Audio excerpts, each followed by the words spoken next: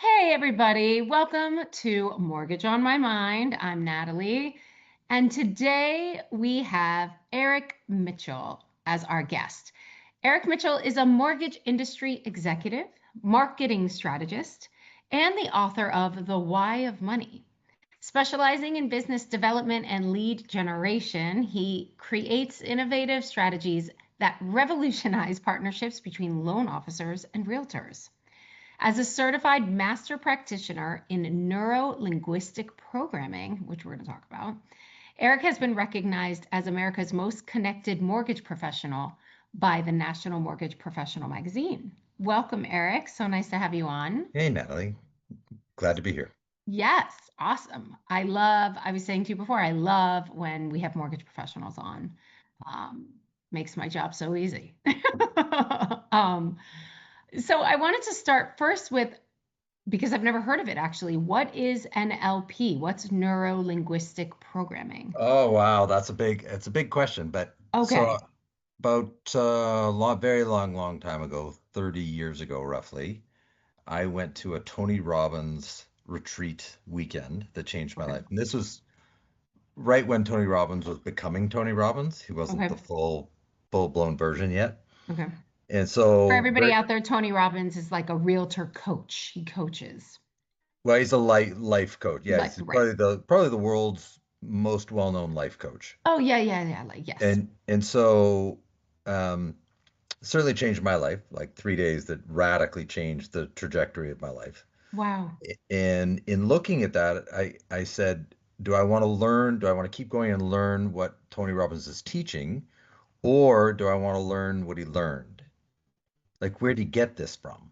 Mm-hmm. And so that brought me to neuro-linguistic programming. Richard Bandler started something called NLP. Tony Robbins did a two-week retreat with Richard Bandler, came out, wrote the book Unlimited Power based on Richard Bandler's teachings. He ended up having to pay Richard quite a bit in royalties because of it.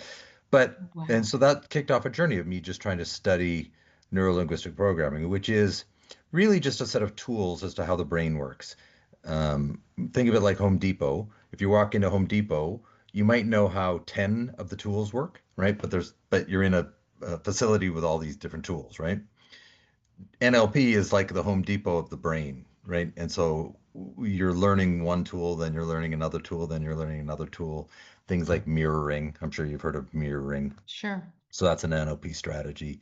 Wow. Um, and so just learning how the brain works allows me to create better, deeper relationships. I'm able to understand what people are saying without them saying it. I can read between the lines.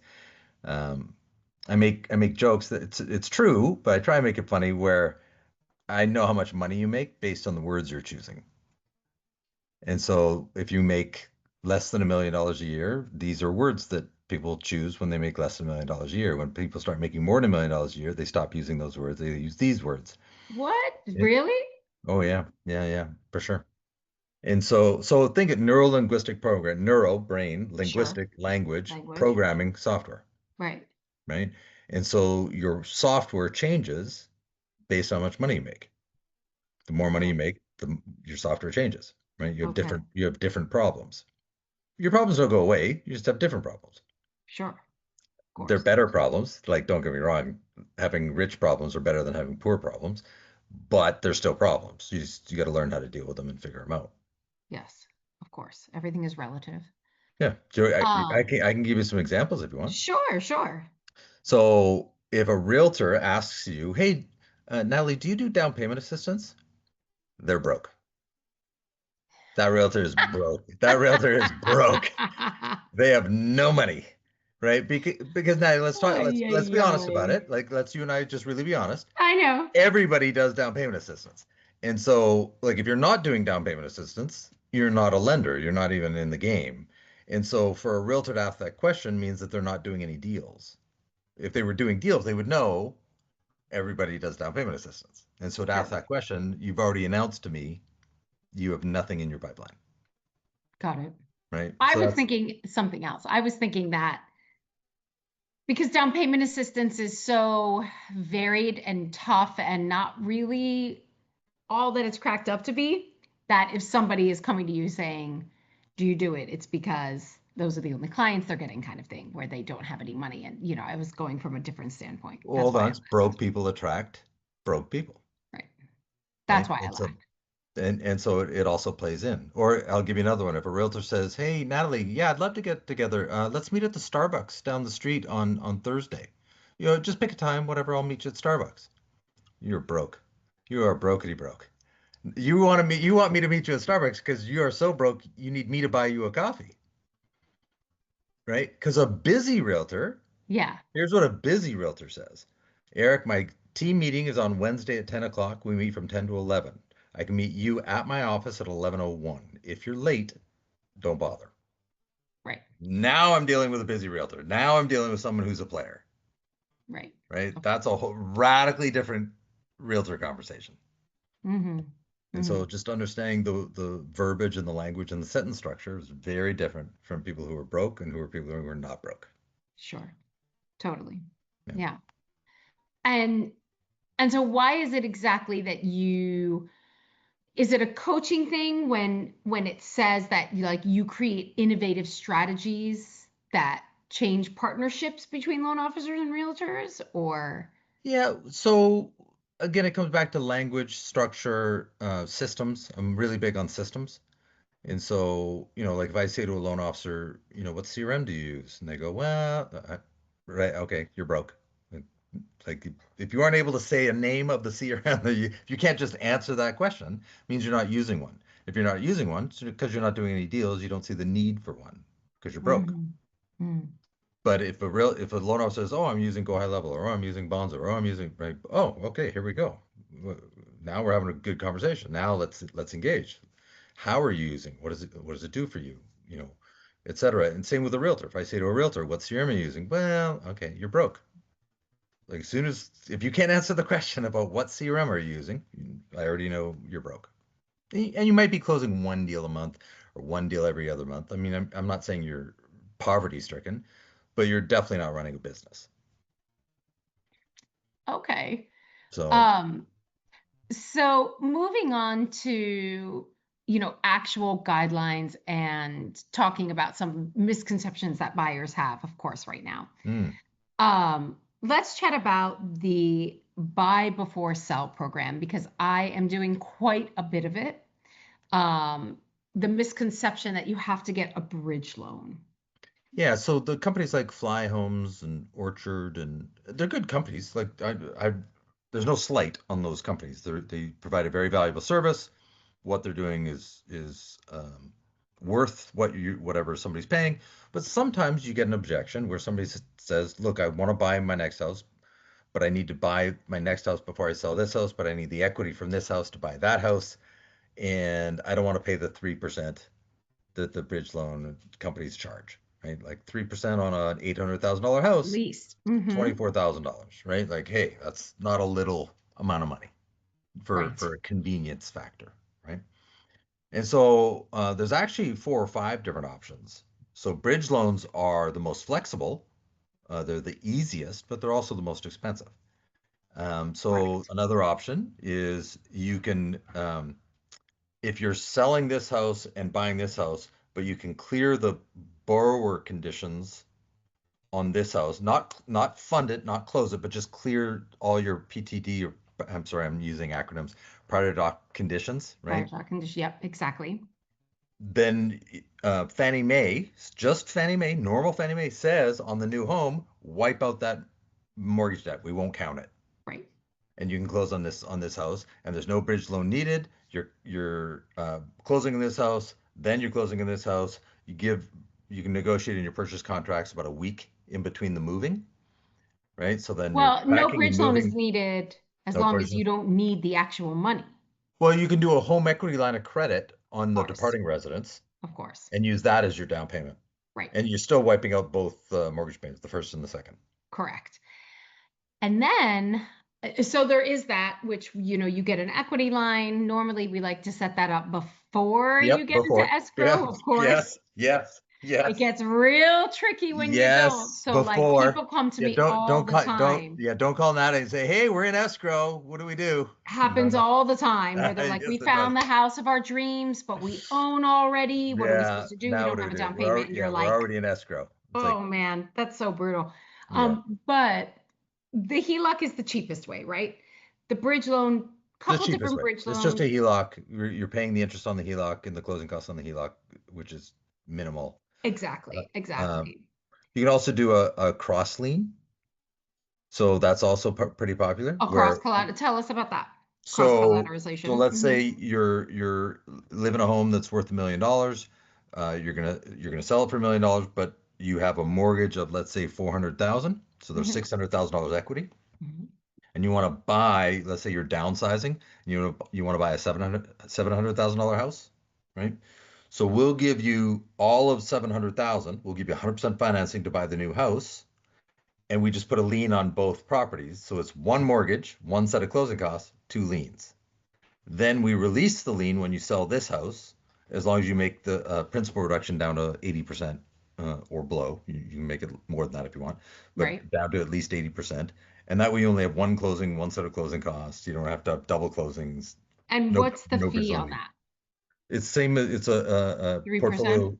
two and a No, half, no. It's just the mortgage. The mortgage is just the mortgage. just like a broker. There's Yep. There's no added fee other than just the mortgage closing costs. Interesting. Does it take longer? Nope. Nope. They Okay. they close pretty easily in 2 to 3 weeks. Pretty easy. Okay. There's another one, but this is a more expensive one. It's a little bit similar to that, but maybe a little less complicated. So, and it's through one investor that will give you up to 70% total of the home. So if the home is worth a million, they'll give you up to total loans of 700,000, right? So if you have a $400,000 loan, they'll give you a $300,000 lien at 0%. Hmm. And they will quote buy the house in their contract so that, like you said, Fannie and Freddie, you don't have to count any of the debt against the property before closing because they'll buy it cash. So Right. basically, there aren't contingencies, which I've had to use before. I've had to use that cash option of theirs in order to close on something once. And then they charge 2% on the departing residence when you sell. That's So the they bridge. That's the bridge loan. It's similar to a bridge loan. the bridge loans I've done are Two- way harsher than Yeah. that because Yeah. they do two loans. They like, And that same company, when they sell the house, let's say they sell the house for 1,000,001, the departing owner gets the profit minus the fees. Is that the same program that you're talking about? eh, Because they no, paid cash for he 700. just owes them 2% of that deal. Oh, so it's Basically, an offer of cash. They don't actually close. They don't actually oh close. yeah, no, they don't. It's just the Okay. offer of cash. Okay. Yeah, no, they don't close it. Yeah, so that's a similar to a bridge loan from a fee, from a cost standpoint. And 2%. it certainly might be easier, right? It Oh might be my easier. gosh. Well, bridge loans, if anyone out there doesn't know, bridge loans actually, the ones that we were doing, it pains me to do them. They're so expensive. I agree. It's very Oh, hard for me it to. pains me to do Yeah, them. yeah, yeah. Basically, let's say again, your house is worth a million, you have a $400,000 loan. A lot of bridge loans will only go up to like 65% of the value. You have to ask for a special 70. I've gotten an exception once to 75 so that they could get enough to buy the new house. Right. So they won't just give you a loan on the property. They don't give you a second. They refinance your first loan. So they would take your 400,000, let's say you need 300,000 to as your down payment. They'll give you one loan at 740 or something because the fees are like 30 grand. They're so expensive. Yeah, yeah. So that Right away, I'm just like, there's got right to be away a it's better way. cringe. And There's that's why when got to be people a come to better me and they're way. like, I want a bridge loan, I'm like, let's talk about Let's talk everything about other, except a yeah, bridge loan. Let's talk about all the options yeah, except bridge loans because yeah, they are yeah, the yeah, worst. yeah. And then they tie themselves to the new purchase and they make themselves do the new purchase as well. And then they give you a bit of a higher rate on the new purchase because they're a non-QM company. And they charge like, 1.25% on that. So Right. it's just like a It's very high cost. Bridge loans are not necessarily the way to go. And even though you think you need it, you don't actually, right? Because Yeah, it's there just are good. these other Like options. I feel like our job, yours and my job, is to give clients choices, right? Not here's one choice, right? Here's multiple Certainly. choices.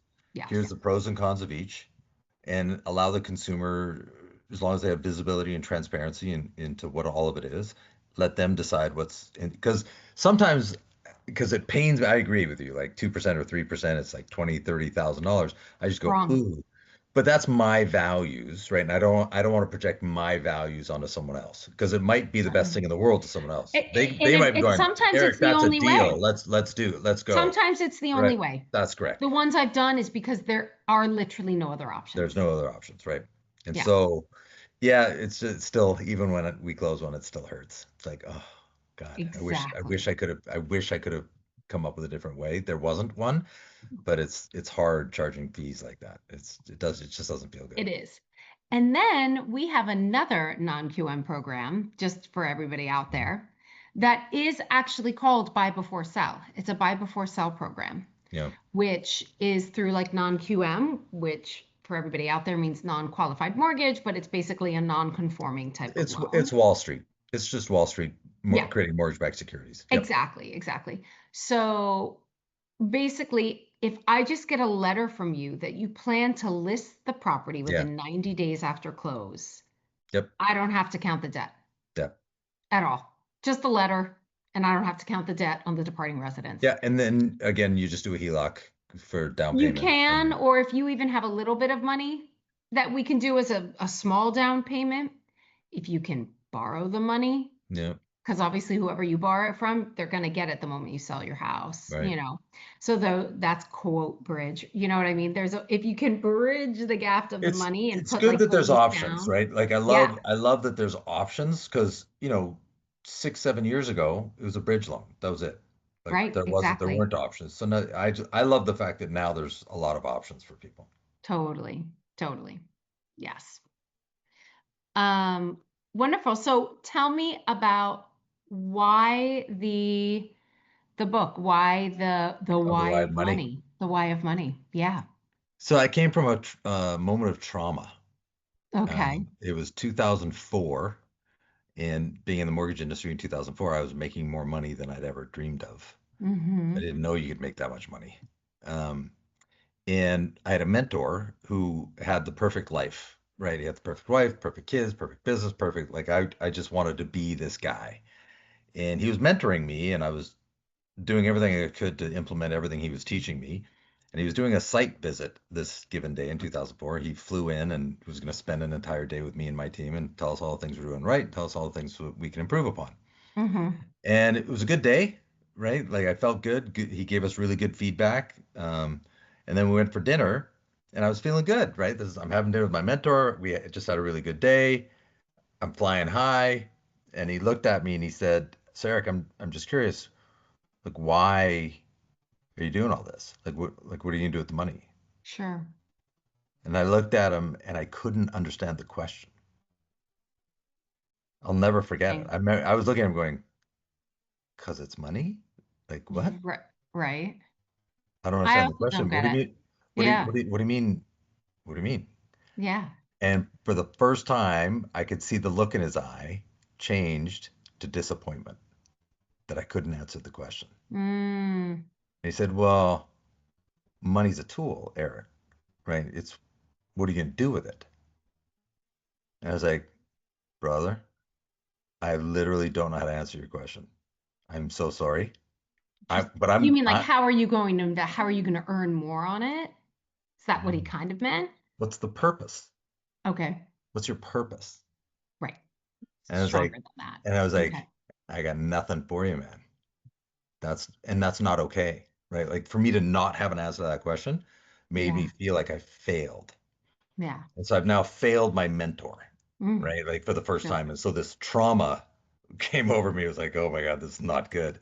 Okay. And so it shot me on this journey of, okay, I don't have an answer, but somebody's got to have an answer, right? Like it's got to exist. And so Mm-hmm. let me search out people that have made millions of dollars and ask them the question, like, why do you make all this money? and let me see if somebody's got an answer that resonates with me, where I can go, ooh, that's a good answer. I like that answer. That's going to be my answer, right? That's what I was looking for. Right. But I have a very linear brain, right? Step one, step two, step three, very zeros and ones. And I noticed when I'm talking to all these self-made millionaires, and it was loan officers and realtors and financial planners and CPA. I don't care as long as you sell for a living and make more than $1 million a year and you're self-made, like that's all I care. And then why are you making all this money? Because you don't need $5 million a year. We want $5 million a year. We're happy to have $5 million, but you don't need Sure. it, right? Which means you're overworking what you need. You get what you need, and then you keep going. Why? Why do you keep going? Right. And Yes. I actually ask some of my lender friends that as well. Like, why are you not actually satisfied? so what? When are you satisfied? When is it No, enough? Like, no, when is it? there's no enough. It does. And so they can enjoy That's how moments. some of them think. Yeah, it's never enough. They're never happy or satisfied with Well, what they're doing. you can enjoy a sunset. You can sit and Sure. enjoy a sunset, and I can enjoy my sunset, right? And then tomorrow when the sun rises, I'm back at it. Right. Like I enjoyed the moment, but it doesn't take away the hunger. So what's the why behind the hunger? And so when I kept asking these questions over and over again, I noticed that there were only five answers. Every single self-made millionaire came back with an answer that was some variation of these five categories. And so I wrote down the five categories, and then I kept testing it, kept testing it. And then I ended up writing a book treatment, like a 2-page executive summary. Like, here's my observation. This is crazy. I sent it off to Mm. some friends. Like, what do you think?